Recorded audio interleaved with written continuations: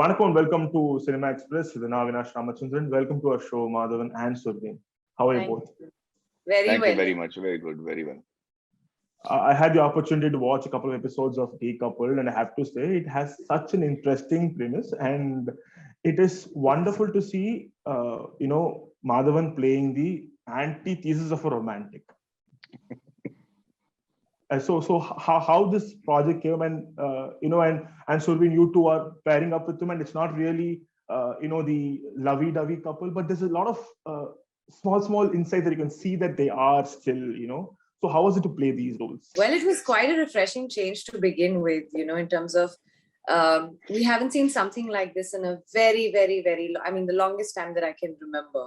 We haven't seen content like this. It's all been very dark and very thrilling, very serious. And I think, sorry, Maddie, I'm stealing that comment that you got yesterday about it being an antidepressant in times like today. I think this was very, very, very much needed. And playing Shruti was incredible amount of fun, especially with this young man here.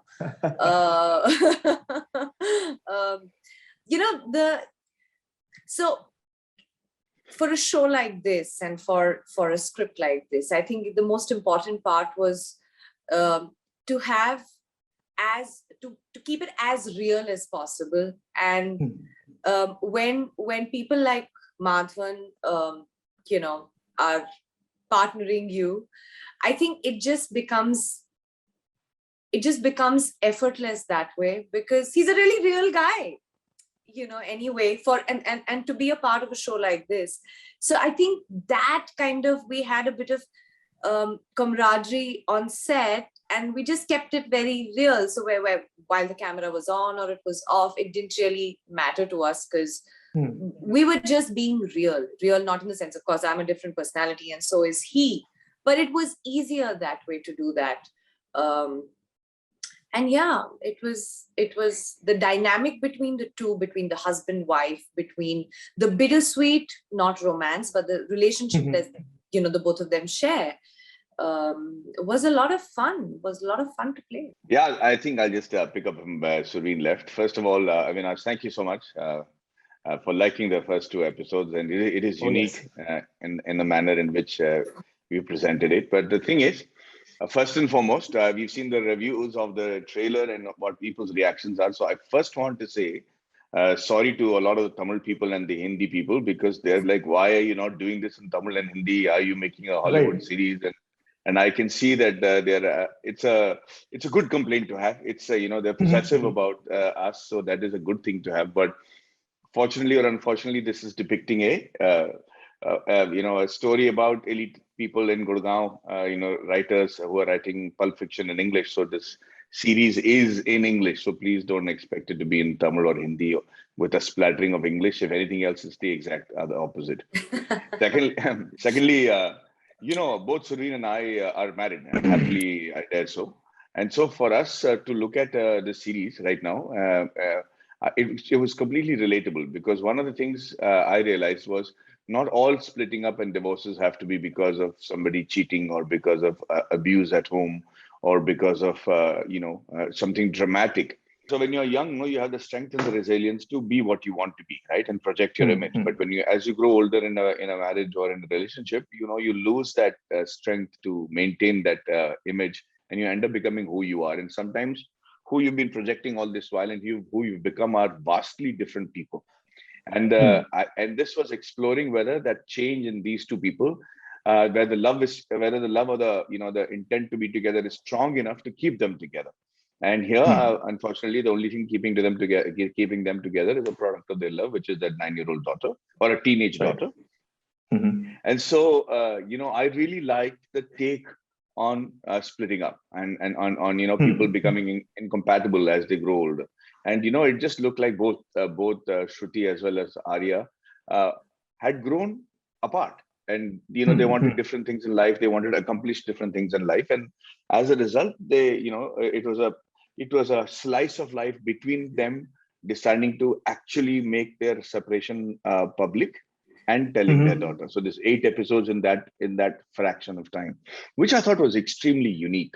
and which is why I jumped in. Very seldom have I said okay after reading the first draft of a script or of the first episode of this. And this one, the approval and the excitement was instantaneous. I called them and I told them I was on. And on top of that, it was a headlining series on Netflix. So, it had all the bells and whistles that both Suryan and I wanted out of a series. And ended up going to the Gurgaon and shooting it in the middle of the pandemic. And it was a completely That's another story. yeah. So when you part of the series, and this series does talk a lot about how marriages function in various spaces.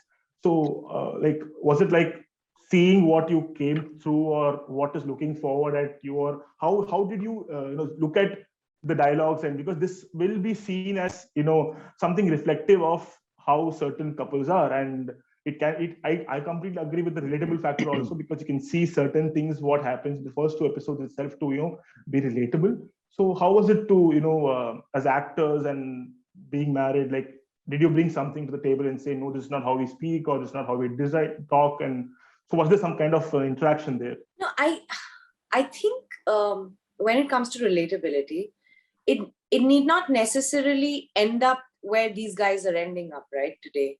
Right. The bittersweetness of everyday communication, everyday quarrels, everyday, the smaller battles, the bigger battles might not lead you to where it's led these guys. But that journey has something for everything. And obviously, as individuals, to every character, to every part that you play, you definitely bring some parts of you in there, right? Which is why it becomes, you can connect better because you're bringing in a piece of you, which is very, very real, like I said, I can speak for myself, but yeah, like there were times when I would feel like, so there's Madhavan in front of me, and I would actually feel like, oh damn, I just got a visual of my husband, and meet that has actually happened with me, many a times, not because of the way Shruti is speaking, but it's because of the way both of them are conducting themselves. Right. Whether it's an argument, whether it's,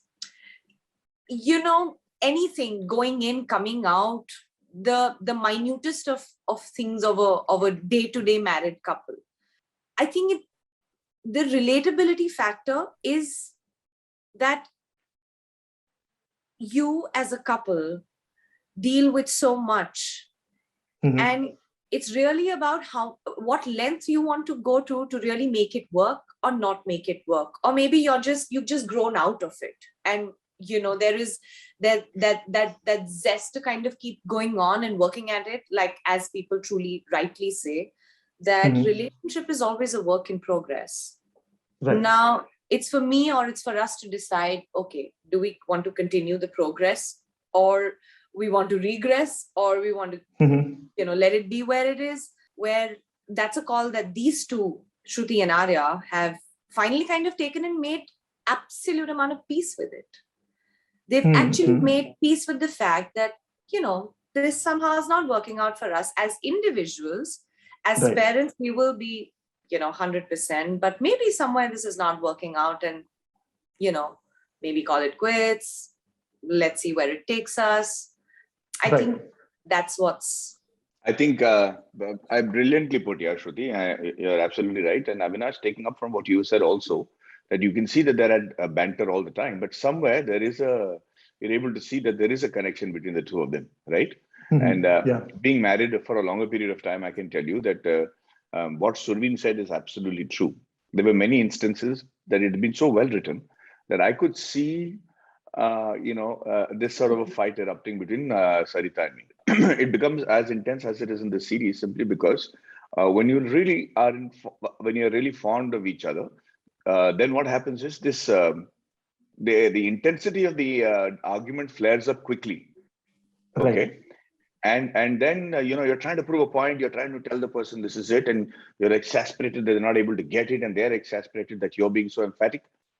But I think the difference between a marriage that works and the one that doesn't is that once this argument is done, it doesn't escalate. With the next conversation you have, the entire relationship and the power equation has been reset. So if you, and that's very beautifully done in these series. They might have a bitter argument. Next scene, they're normal. I think that's really happens in marriages and relationships that work, where you don't carry the residue of the last argument and make it, carry. Only in relationships that are heading towards a failure, does the residue of previous encounters and previous arguments keep continuing on. And in this one, it has been so easily reset that somewhere there is still hope for Shruti and Arya. They're angry, but then they're also back to normal again. They're angry, they're upset, they can't stand each other, but then again back to normal again, And that's how marriages work. That's exactly how companionship works. And when I saw the writing on that format, I was very excited because it was very mature. It was very, great insight into marriages as it is existing today, because the challenges are a lot more. The rules that we saw our parents live by in a marriage have completely changed. We have women taking up more power and rightfully so, and becoming more decision makers. And I really don't think I can run my life without my wife, because on my front, I really think that she's the one who's taking all the decisions and keeping things on track. So for the new age couple in today's world, especially with all the Western rules creeping into how the relationships has to be handled in terms of the power equation, it's a difficult jostling for the men as well as it is for the women, and that has been captured in this. And that was what really intrigued me to the story. Yeah, I've been taking notes for what was said right now. And I also like the line which they say, we have been fighting, but we also over the period of time become good friends during this phase. So Madhav, I last spoke to you during Mara's promotion. You said you'll come back to romance only if your son sees some merit in that film. Like he must be comfortable watching it. So how did people at home react to Decoupled? So I think I only showed him the trailer, and he gave me a huge nod of approval on the trailer. So that was big for me. That was really good for me in the sense that he was like, not bad. It's looking like it's trendy, which is good. Also, I don't think, and I've done anything like this before. And the fact that our language of communication during the day is English, although we speak very fluent Tamil and Hindi. English being and I was wanting to keenly see, although rocketry also is in English, and we try to maintain the flow of how we easily speak this language in India. He was pretty okay. He said, the English didn't sound like we were forcing it. He was happy with it. Right. Surveen, just like how you've also been part of multiple industries, like there have been multiple languages you've worked in. And now, so how important do you think the thinking language of an actor is for performance? I think it makes all the difference. I was actually talking to Manu yesterday, our writer, and I was telling him, I said, Manu, you've gotten me rather only with this, one stint of 2 months where the camera is on and we're speaking in English. For the first time, I feel like you've spoilt me because of this. Reason being that English, for at least me, and I can, as Madan's already said, has been a thinking language, right? It just makes all the difference. I said, Manu, you've completely spoiled me. I'm doing another show, and I'm just suddenly struggling and feeling like I'm out of place because I'm thinking in English, and I'm, and so to speak, it just becomes a little more dialogue-y, no matter how well written it is, because you're constantly, there is a constant chatter in your head. That chatter is in English.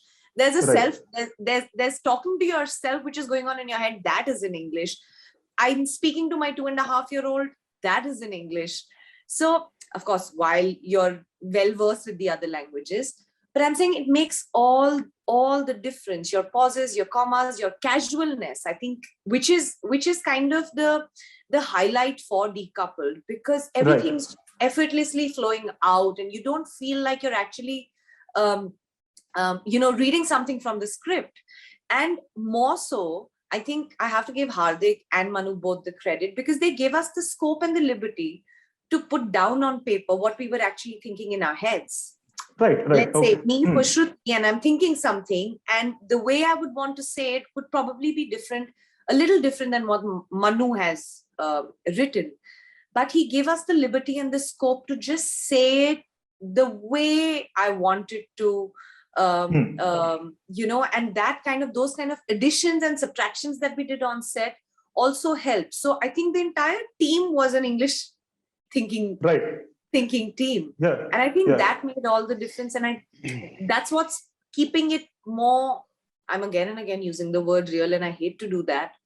But yeah, I mean, I can't get enough of it, because when I see the trailer, I'm like, oh, damn, you know what? This is real. This is real shit. Right. Yeah.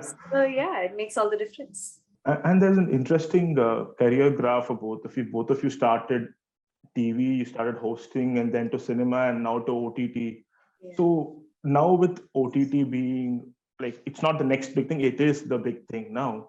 How do you gauge the audience? Because you've seen different kind of audience and you chose scripts accordingly. Now with OTT, you're opening up to not just a local audience, but also an audience that is open up to international content also. So how do you decide like what's next in OTT? Because in cinema, I can understand that you have, you know the audience you're making a film for, but with OTT, you just widen the whole scale. So how do you decide that this is what I'm going to do on OTT next? Avinash, what really, it's actually a great question. Each of the content that is presented to us as actors, they one of the biggest choices that we as actors have to make is to decide whether the content that is being presented is actually worthy of a long format, wherein you want to make it as a web series, or is it a really long format like television, or is it a intense, larger than life format which is meant for screen. So it could be movies, it could be stories that need to be told episodically, or it could be a short film.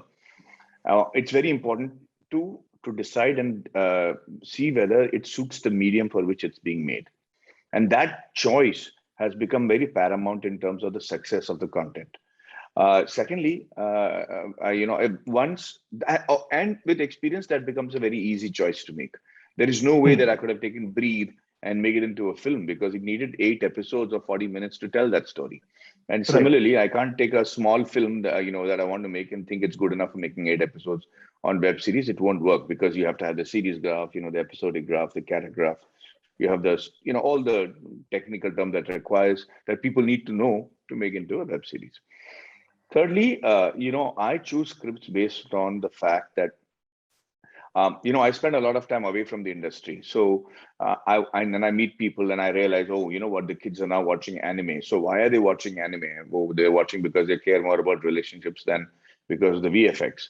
So small things like that, it's COVID time and nobody wants to go watch Morbidity anymore, even in theaters or on OTT. They want to see uplifting stuff. So those points get notched up in our mind. And when we read a script, depending on which place I am in my life, I see if I'm able to relate to it. If I'm able to relate to it, then I'm completely committed to it and I want to see it through. And sometimes the team that is putting it up and presenting itself to you also makes a large difference. So as an actor, one wants to be lazy and say, boss, just call me, let me do the acting and the rehearsals and go back. I don't want to get involved in the script or the screenplay or stuff like that, because that's the easiest way out and fastest way of getting into character. And you can do that when a Mani Ratnam or a Rajkumar Hirani is doing a movie. You just like, hey, I'm just happy being an actor. Sometimes you have a newer team and then you want to make sure that you're able to tap the benefit of your experiences into the flow of the production. And that becomes a little more challenging, but we do that when we have to. So for me, that works brilliantly. And that's how I select subjects. I'll take off from where Maddie left, that definitely the kind of content that's coming to you vis-a-vis the format of that and the platform, or whether it's going on OTT or it's a long version or a short version, of course it matters. But to me, what matters most is that today as a community or globally, if you speak, the world's become, it's shrunk, it's become really small. And it to me seems like, we're no more, there is no specific region to an actor. There is no specific country to an actor. It's not even pan-India now. We've become global actors because of OTT taking such, taking center stage, I would say. And the pandemic has actually, kind of propelled the OTT movement, so to say. So I feel for me, the most important thing, of course, if it's going to be a show like ours, for instance, or the other one that I'm doing, you know, with the kind of people you're working with, the experience, the knowledge, the know-how, oh, okay, this is the show, this is my script, and very rightly so for OTT, or very rightly so for for the cinemas. But more than anything else, I feel, I mean, the end game is really the content that you're doing. So if you personally ask me, what would I prefer, or I would honestly have no preference in times of today. I'm very happy as long as I'm doing the content that I love to do. Very happy with, enjoying what I'm doing. When I'm on set in front of the camera, it really doesn't matter to me where this is eventually going to be aired or viewed, whether in the theaters or on OTT. It, to me, really doesn't matter. As long as I'm happy with what I'm going to be doing and what I am going to be achieving after doing a particular project. So both of you are very opinionated people on social media also. I've seen the kind of tweets both of you put up and posts.